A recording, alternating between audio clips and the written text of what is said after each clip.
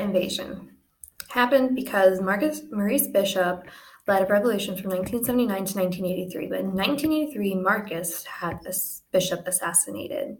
This worried Nixon because we had 1,000 American med students in Grenada at this time. So on October 25th, 1983, Reagan sent 2,000 troops into Grenada, but they soon faced opposition from Grenada armed forces and groups of Cuban military engineers. The U.S. troops went in blind because all we were going on were tourist maps, so they didn't know the land very well or anything. By the time it ended, there were over 6,000 American troops in there because Reagan kept sending in reinforcements because of the opposition we faced. By the end, we had about 20 killed and over 100 wounded. Grenada and Cuba had about 60 killed.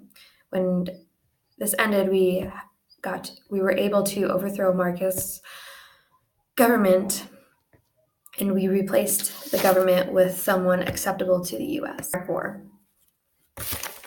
started on September 22nd, 1980, because of the Shah al-Arab waterway, basically.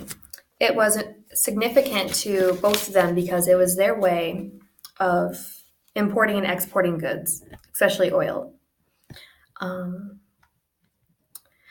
Other issues were political.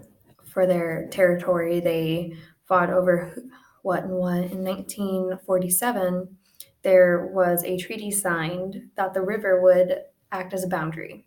But over time, they both wanted it to themselves. So,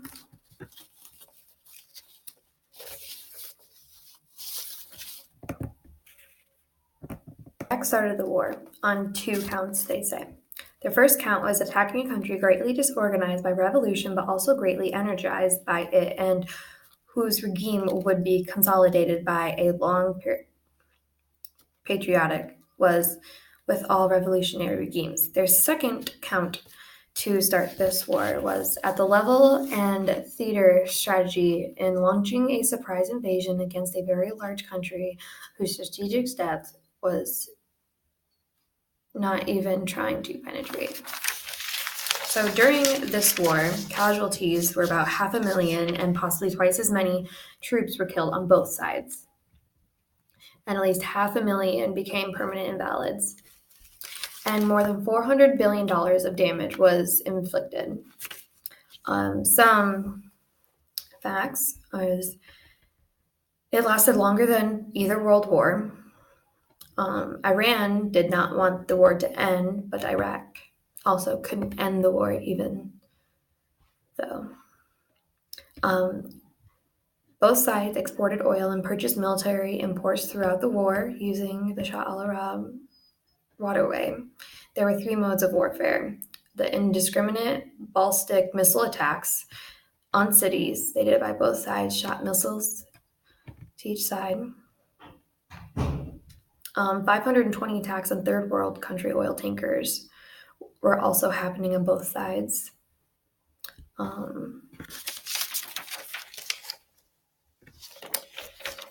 And the war ended on July 20th, 1988, but originally Iran accepted a ceasefire on July 18th, 1988.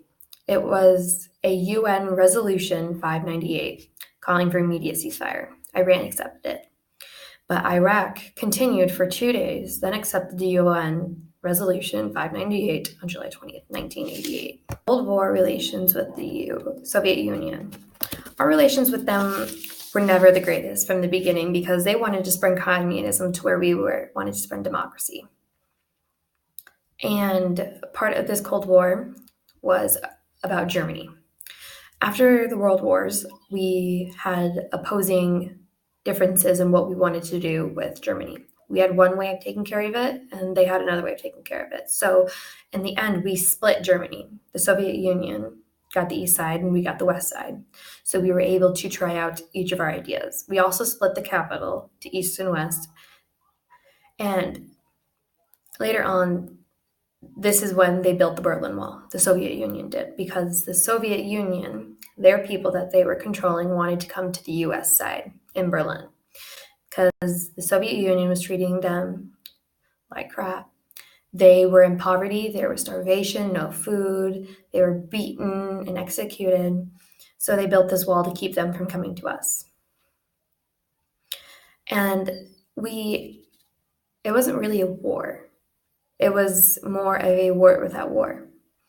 What decided this was the Reagan Doctrine. The Reagan Doctrine said that it provided support financially and military for anti-communist fighters throughout Africa, Asia, and particularly in Latin America to attempt to roll back communism. So any communist place that wanted to turn and go to democracy, we would go in and help.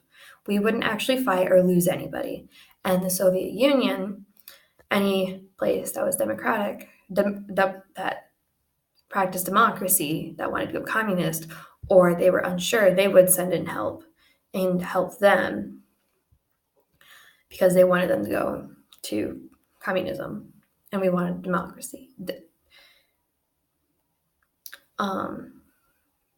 So that's what I mean by war without real war. Neither of us lost any casualties throughout this.